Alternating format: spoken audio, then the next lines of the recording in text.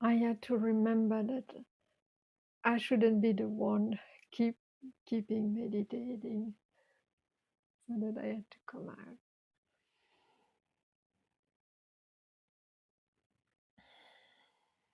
There is this mastery in Samadhi, where actually there are, if you have access to the jhanas, then there is the mastery in getting into those levels of consciousness, of concentration. There is the mastery of, say, staying in them, and there is the mastery of uh, getting out of them.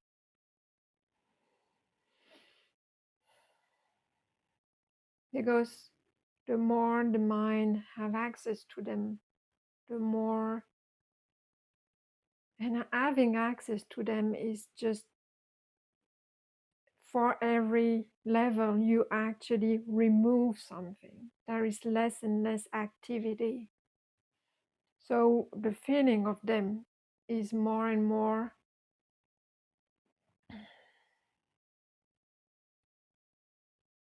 let's say, peaceful and pleasant. So the mind just wants to stay in them, and getting out of them more or less rapidly is something that has to be trained as well. Otherwise, you just want to keep meditating, keep being in those states because they are very pleasant and very resting.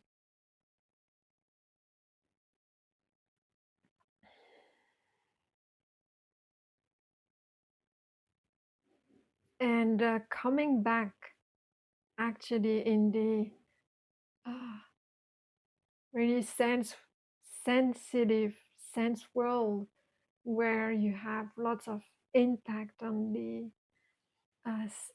senses, then it looks like, wow, not like an aggression, but like, yeah, oh, I'm back,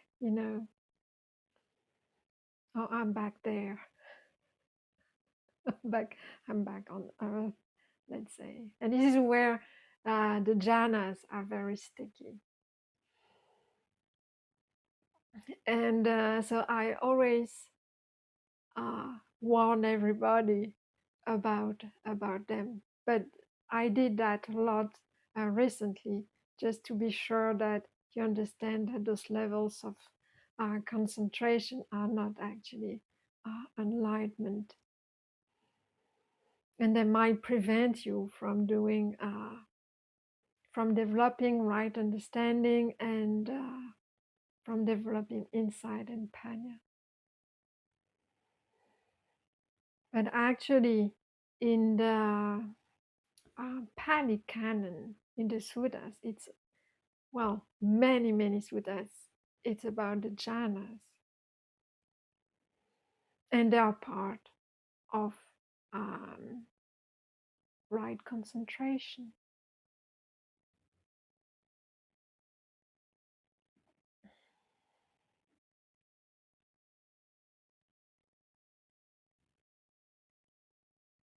So although I say, okay, be careful, the jhanas and so on,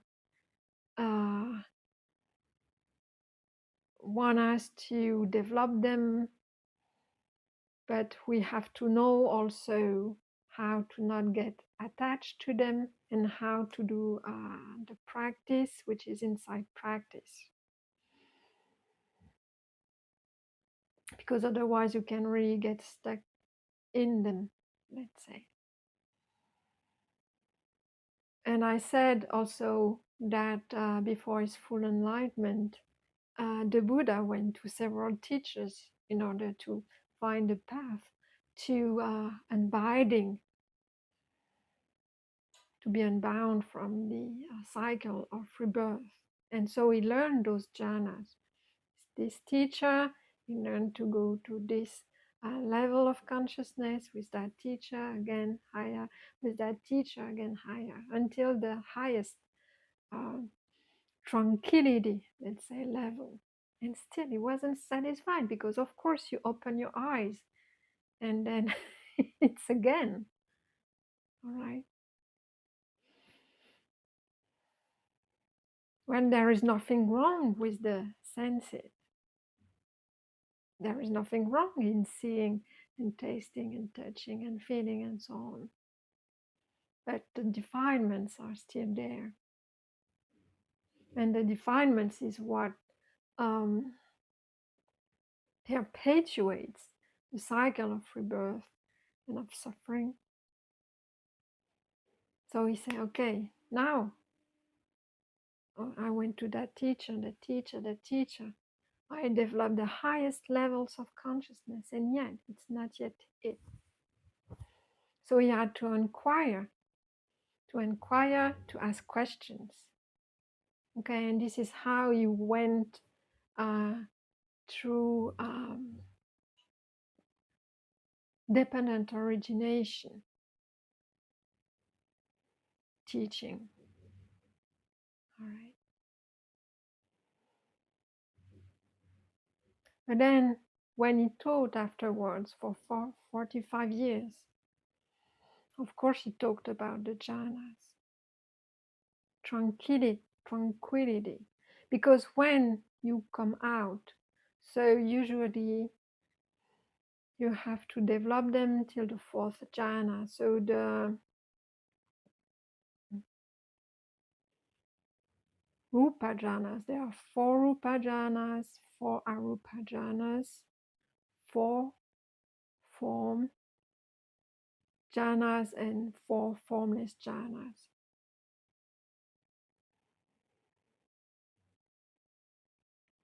And usually you develop until the fourth jhana, then you come out of it, and because the mind is very calm and all these activities, all the five hindrances are already away, so it is ready then to do insight practice. It's very stable,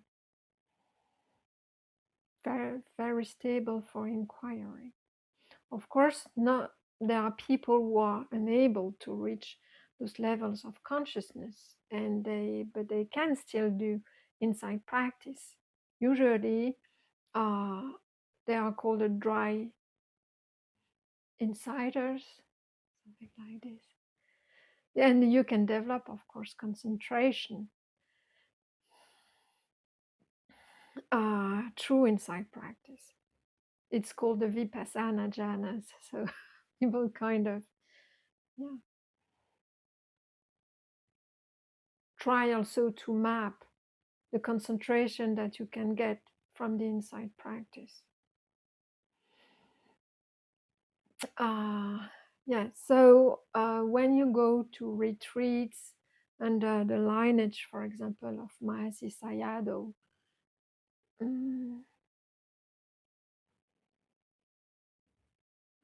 where the whole insight practice is to note everything when you're feeling, seeing, thinking, moving, and so on. You first actually calm the mind by looking at the breathing in the abdomen, the rising and falling of the abdomen until the mind is calm, and then you start noting faster and faster. So you do not start with developing jhanas first. Concentration through the absorption.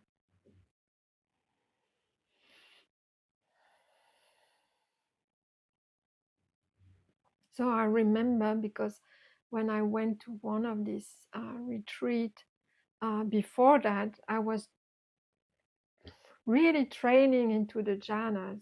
And when I arrived there was no jhanas at all, but the mind would keep actually going through the jhanas, and teachers say, yeah, you have to do the practice, the insight practice. My mind would keep actually into staying into those expansive states and not really doing the insight practice.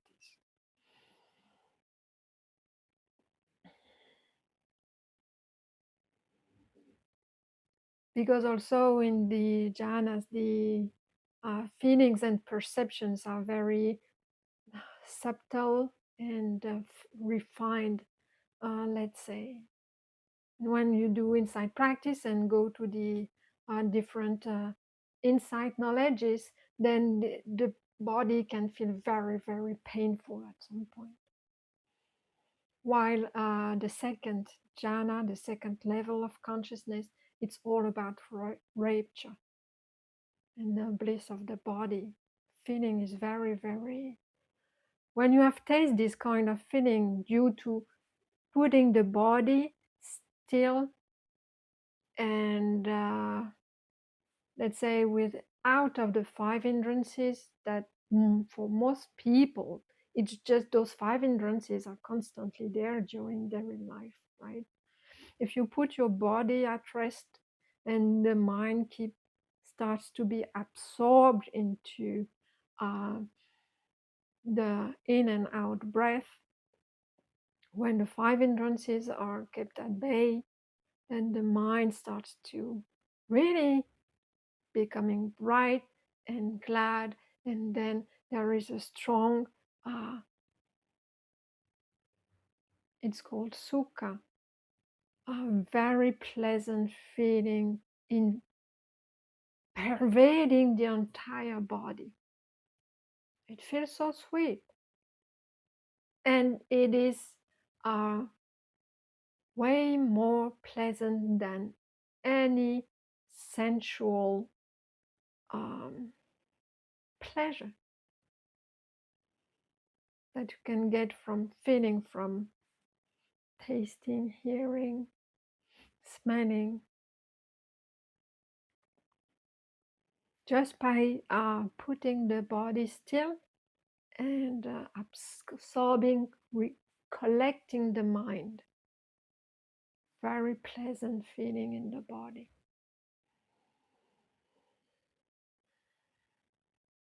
And actually, you can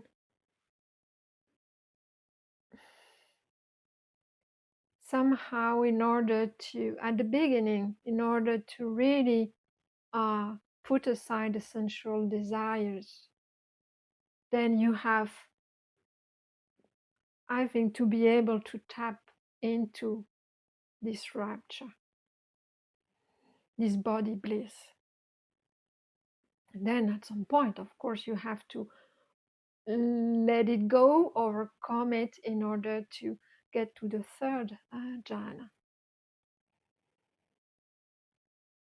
and to the fourth. And you have to really go to let go of this very strong bodily feeling, because if you want to reach the formless jhanas, then there is no, you no longer feel the body.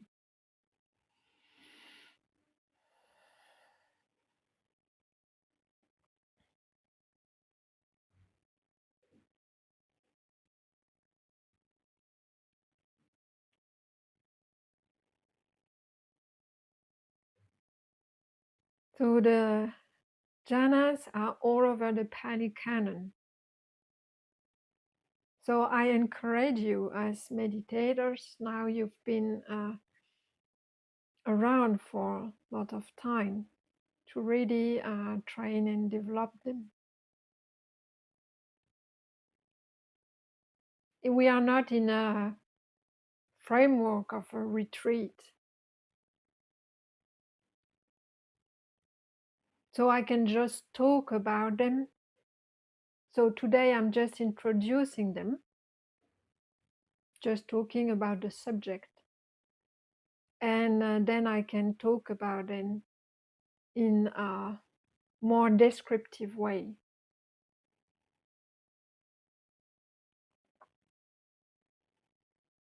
And say, okay, if you do that, if you let go of this, then you can kind of climb the ladder. And actually, if you manage to not get attached to them and practice insight on them like objects, then it can bring also lots of insight actually. And what can be realized also is that because when you go through those levels of consciousness, let's say, you, as you train, have to let go more and more and more and more and more,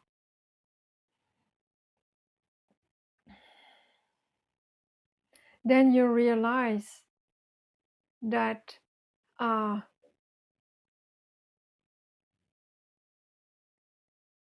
how painful it is actually to crave about sensual desires, about existence, about non-existence. Because you have access to those jhanas, but as you have the teaching of the Buddha also, you know the goal, which is nibbana, which is the extinguishment of all the five aggregates, so comprising perception and even very, very subtle feelings. Then, because you climb the ladder of the jhanas, where it's more and more let go, you realize how even perceptions, if they are clinged to, are painful, and also subtle feelings. And the more you let go, the more painful it is.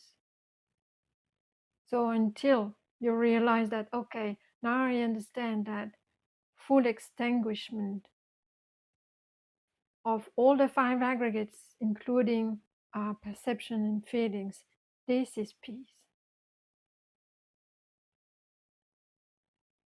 Non-manifestation. But don't worry if you're not able to develop this strong samadhi. That doesn't mean that the goal is not at reach.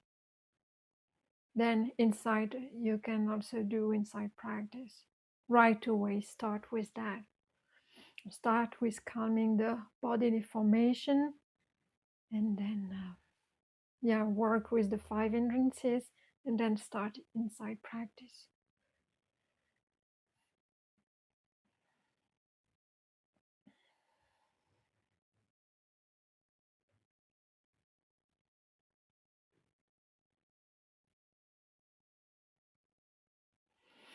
And of course, the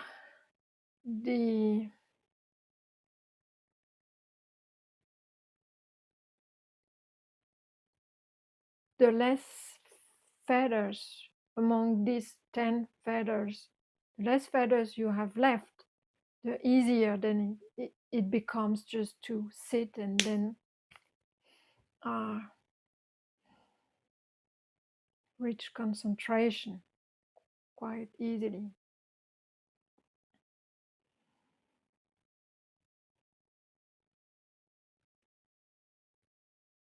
But concentration or mastery in concentration is not the goal itself.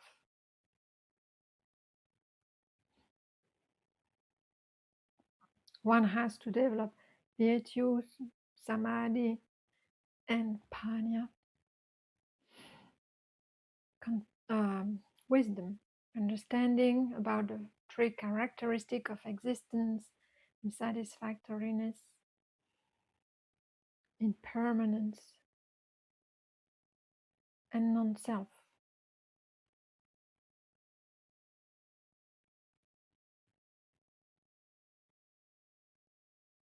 And also when you start to develop this level of consciousness,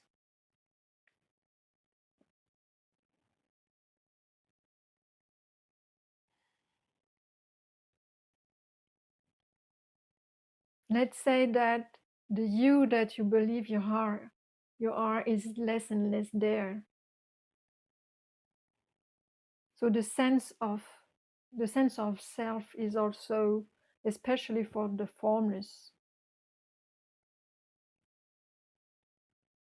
almost completely absent, still there.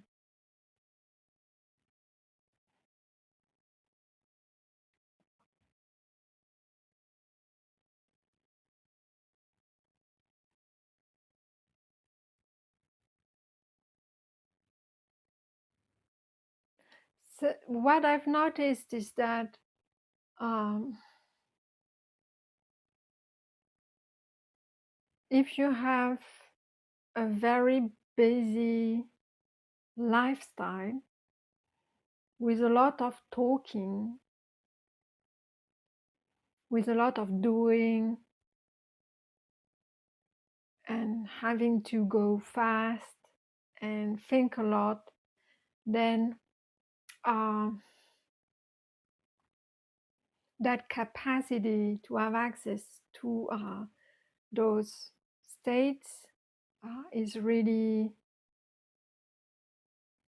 reduced. All right. Sometimes if you want really to start developing them, then okay, you can try. You can try. You know your mind better than I do. But if you want to start to develop them, maybe just start over the weekend or start during a holiday week and say, okay, I would sit. Then you would see that the first hour, it will be just maybe need that time to remove just 1 hour, maybe 2 hours of sitting, just to remove the five hindrances. Just that. Okay, mind is agitated. And remember the four foundations of mindfulness. There is knowing your mind, knowing when you have a concentrated mind and when you have an unconcentrated mind, not judging. Okay, sometimes also when I had I don't know, sometimes there are days I cannot uh, even sit in meditation. And then the next day, okay, mind, mind is a bit agitated. And then I have to spend 1 hour sitting just to calm it down. Okay, first hour, second hour, just calming down the system. And then maybe the third hour of sitting, it will start to collect back into the breathing and start to be enjoyable. Then the sukha, the piti, the good feeling in the body due to this mind being concentrated, absorbed onto the mind, onto the breathing, will start to appear. Then maybe it will stop and then the mind will start to wander again. Okay. And then you say, okay, you had access to it. So you know, let's say, the way to get there. So you know what you did in order to reach that bodily bliss. So you already know the path. So maybe the next you say, okay, 3 hours sitting, maybe that's the maximum you can do over the Saturday. Then let's sit on Sunday, and then you might realize that because there is a kind of spillover of that quality of tranquility that actually stays over the day. So the next morning you will realize that, okay, it's easier to calm the mind, it goes faster. Okay, second jhana, then what do I have to let go in order to have access to the next state? I will explain that in another class. And then, okay, Then you will sit another hour in the afternoon, and then, okay, I'm still okay because I didn't do anything that was too busy. So this quality of the mind stays, and then it's easier to sit and to stay calm for a longer time. And you remember, or maybe because you did very busy, you spoke over the phone, or I don't know, or there was a lots of sensual desires maybe who arose. Then the mind gets agitated again, and you have to walk the path to samadhi again.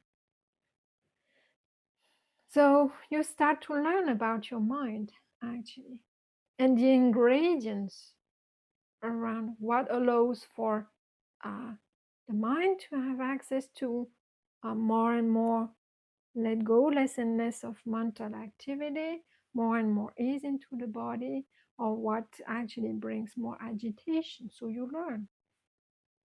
And this is also how you will start to let go what's causing agitation. And maybe there will be curiosity. Okay, what has to be let go in order to overcome this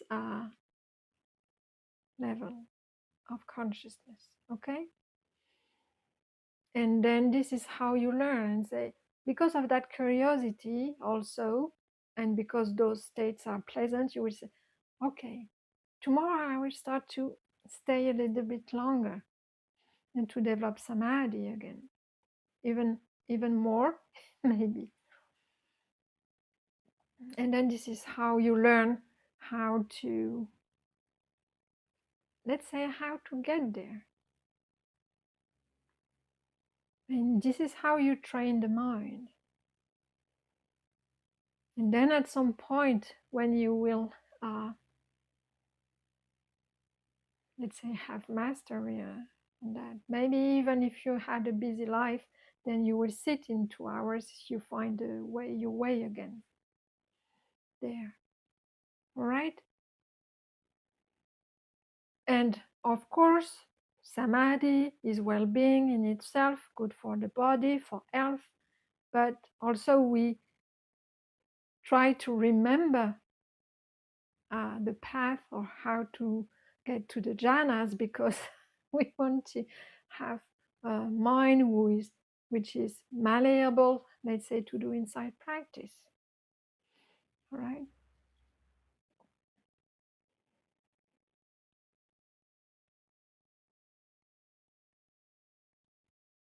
All right, that was today's teaching. Thank you for listening.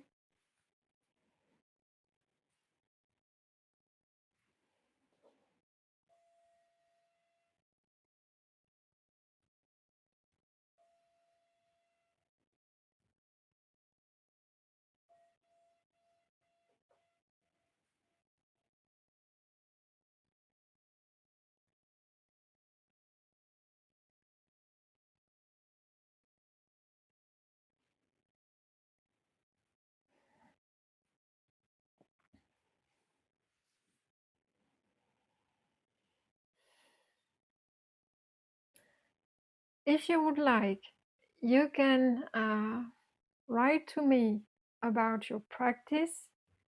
Just you can tell me, oh, I'm so far away from being um, over the 5 hindrances. Then I will talk more about the different antidotes for the 5 hindrances. Or you say, okay, now I'm ready. Let's go. Let's do concentration. I would like to sit more and more, or I have this kind of experience, and then how to stay in that kind of tranquility, serenity, and how to get out of this tranquility, uh, or how to use that tranquil mind in order to do insight practice, what I have to What do I have to look at uh,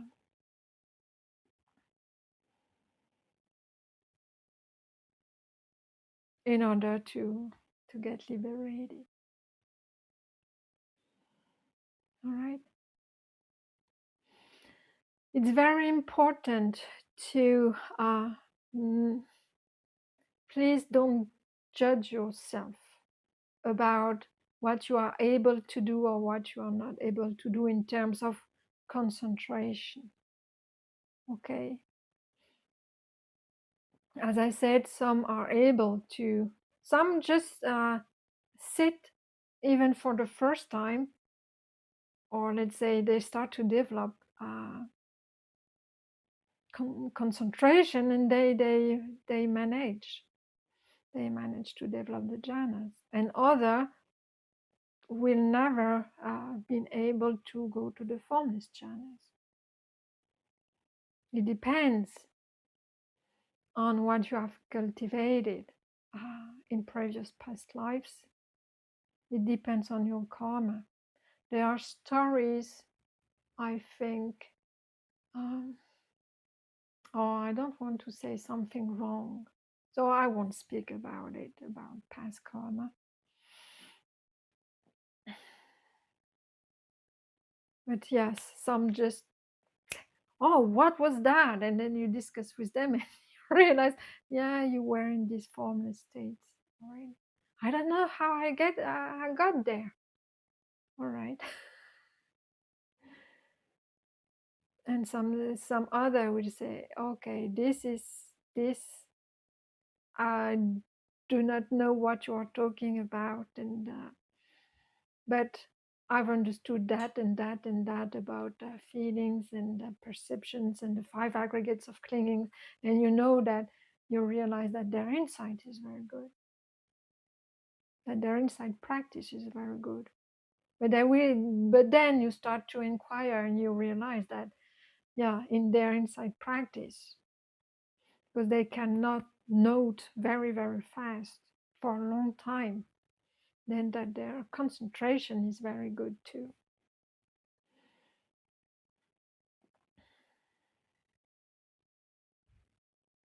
But mhm, um, I also believe that um,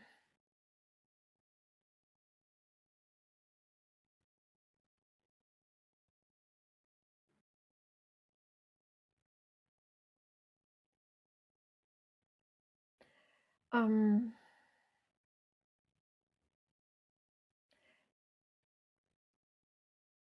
how to say that? No, again, I won't. I won't say it. I won't say it. All right. So thank you for your attention. I'll stop talking about that. And if you want to leave, please leave. If you want to stay, I will stay a bit. If you have some questions, I will stop the recording, and feel free to write to me if you have any question about the practice, any question about the jhanas, and we'll see how those dharma talks will be shaped around that for the next weeks.